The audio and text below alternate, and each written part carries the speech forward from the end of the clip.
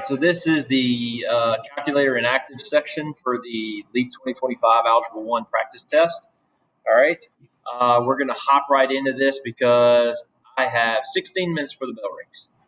All right, so here we go. We are determining our zeros. This is calculator inactive, and we have to determine our zeros.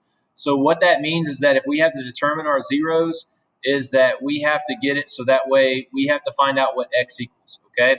One thing that we will know is that if you take a look here, I have one operation, two operations, three operations. So I'm going to have three answers, okay?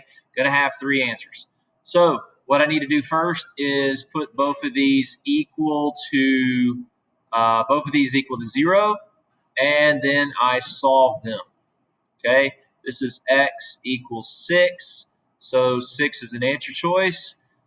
Factor this out. I got my factors of 1 and 8, 2 and 4. When C is negative, the big factor is positive, so that'll be plus.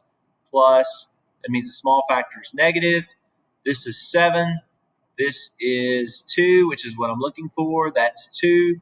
So this is going to be x minus 2, x plus 4. I put both of those equal to 0. X minus 2 equals 0. X equals 2.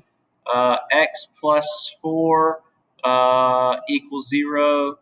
X equals negative 4. So my answers for this are going to be 6, 2, and negative 4. All right, going through this kind of quickly because I'm running out of time.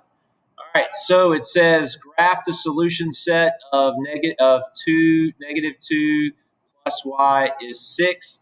So before I do anything, in order to graph it, I need to know my x-intercepts. My x-intercept is, of course, what is x when y is 0, and I need to know my y-intercept, okay, which is what is when x is 0, what is y.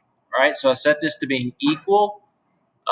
Plus y equals 6. When x is 0, right? So when x is 0, 2 times 0 is 0. So y equals 6. And when y is 0, this is 2x plus 0 equals 6. 2x equals 6. X equals 3. So this would be a 6. This will be a 3. All right, so I go here and I have to plot these out, okay? So am I looking for a dotted line or a solid line? I'm looking for a dotted line, right? Because it's not equal to.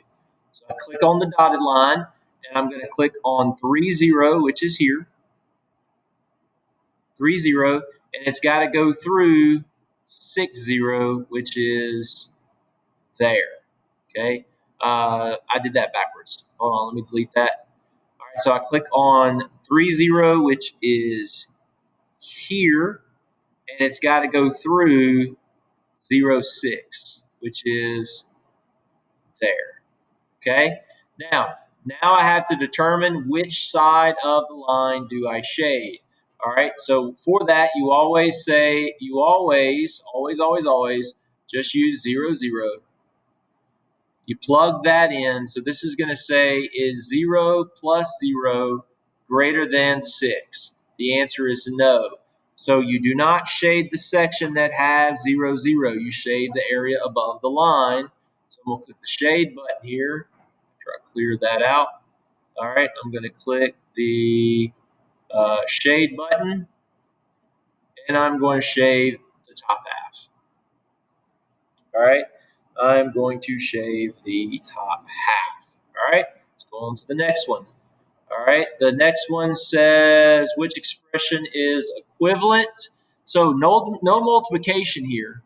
All right, there is no multiplication. So that means I'm just adding and subtracting like terms. So this is 3x to the 5th plus 8x to the 3rd.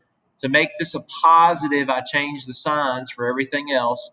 So that would be a plus negative 7x squared minus a negative 6x cubed.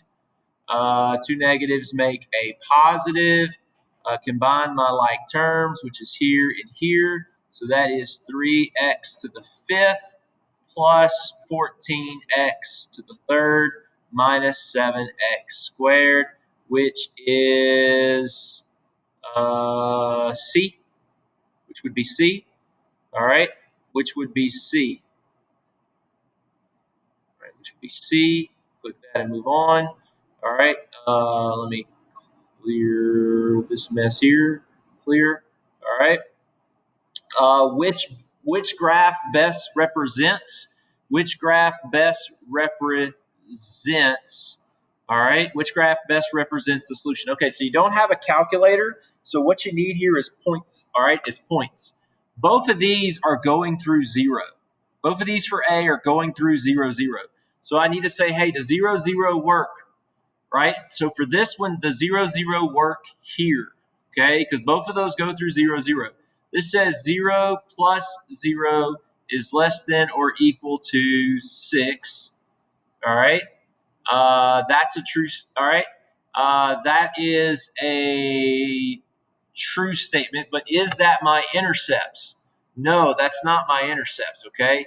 All right, it's a true statement, but it's not my intercepts. You need to look at your intercepts, okay? Your x-intercept and your y-intercept, okay? See that first step? That's what you'll do. You do that, and you're like, oh, well, no, look at your intercepts. When y is negative, what's x? So for this one, when y is 0, that is going to be x equals 6. So this is 6, all right? When this one, when y is 0, that's going to be x equals 8. So the next one would be 8, right? 0. What are my y-intercepts? My y-intercepts are, again, so if x is 0, what's y? So x is 0, y would be 6.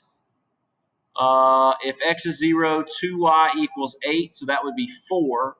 So find your lines that match up, that goes through 6, 0.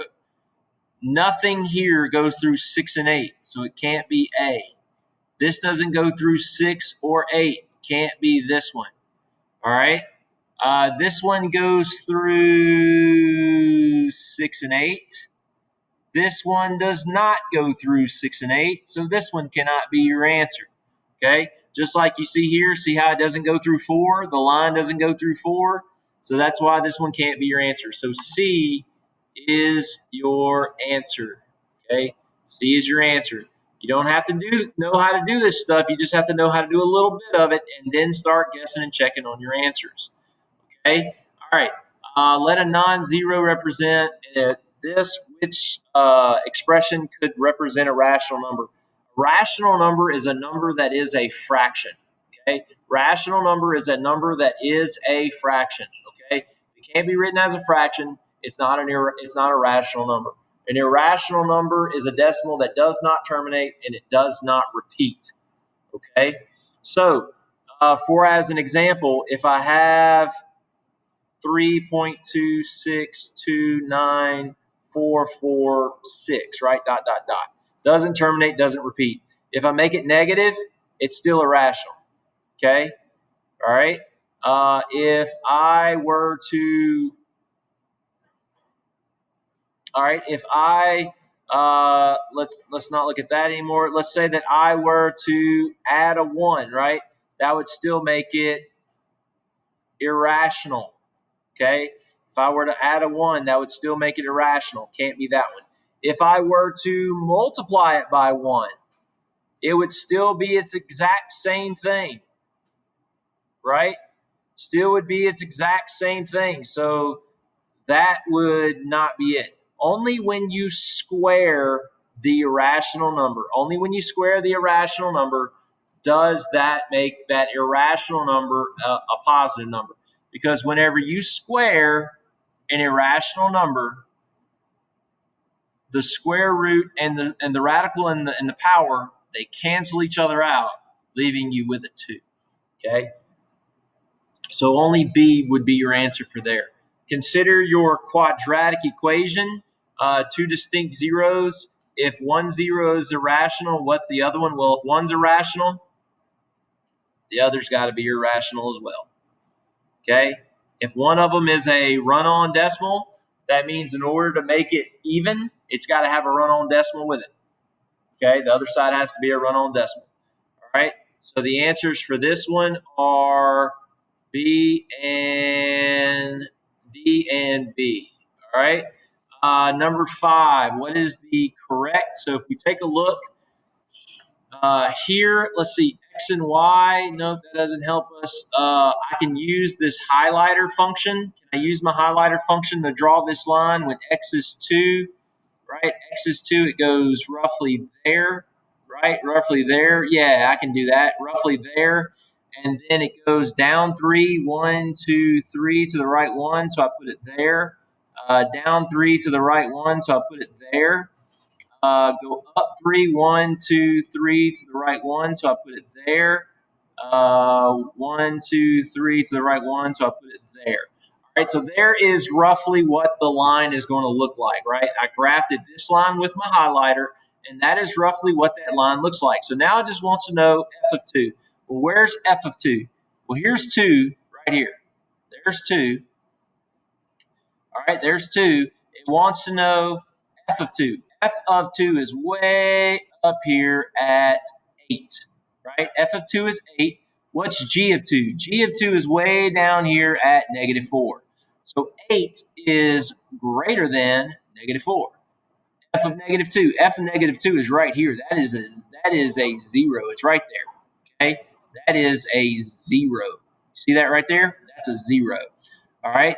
G of negative 2 is up here. We'll call that an 8. So 0 is less than 8. All right? That's how you do that one. The cost to manufacture X pair of sunglasses can be represented by the function of C of X. There's the drop-down menu. Take a look at what it says. Use your highlighter. Look, the cost, right? The cost to manufacture X pair of sunglasses. So X, right? X is your sunglasses, right? Your X is inside that parentheses. Your X is inside that parentheses. So what's inside the parentheses? 4.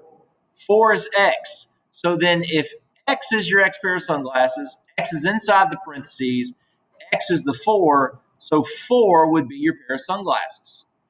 Well, what's the only other thing that we talked about? The cost. All right? The cost to manufacture. Well, that's the number there, $394. All right? And so there it is. Easy peasy. Okay? Easy peasy for that one. So now we have a circular water, right? Now we have circular water and it's shrinking. And so we have our formula here.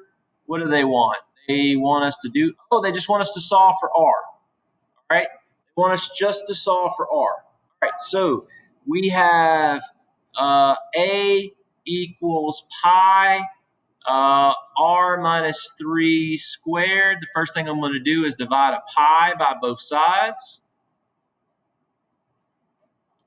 That cancels, leaving me with a over pi equals r minus 3 squared. Then I'm going to take the square root of both sides. That cancels, leaving me with the square root of a over pi equals r minus 3. All right, r minus 3. And then all I got to do is add a 3 to both sides. So to rewrite this, this would be the square root of a over pi plus 3 equals r. See, the 3 is not under the square root. That's a negative. So all right, so let's see here. That is a negative, so that's not the answer. That's not both area and pi being square rooted. That is my answer. That has the whole thing square rooted. Can't be that one either. So the only one it can be is C. All right, and that, with 1 minute to go, is the non-calculator section. Thank you so very much.